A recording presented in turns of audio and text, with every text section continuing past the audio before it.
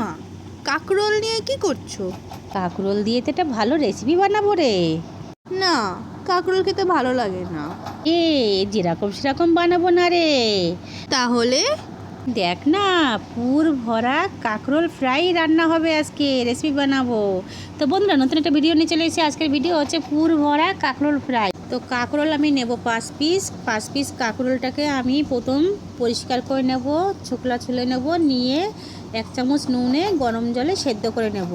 অল্প সেদ্ধ করব, অল্প সেদ্ধ করলেই হবে, যেহেতু ফ্রাই হবে।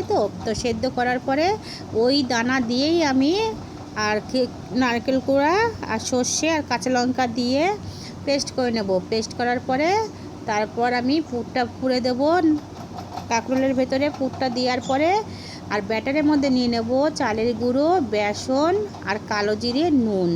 ব্যাস, এটা দিয়ে ভালো করে ফেটিয়ে তো আমার পুরগুলো ভরে ভালো করে এর মধ্যে মাখিয়ে নেব, ব্যাটারের মধ্যে দিয়ে দেবো, দিয়ে এক এক করে ছেড়ে দেবো তেলে। তো বন্ধুরা, গোল্ডেন কালার হয়ে যাওয়ার পরে নামিয়ে নেব। তো মেয়েই বলুক খেয়ে কেমন হয়েছে। তো দেখুন, দেখতে কি দারুণ হয়েছে। তো নিয়ে চলে এসেছি প্লেটটা।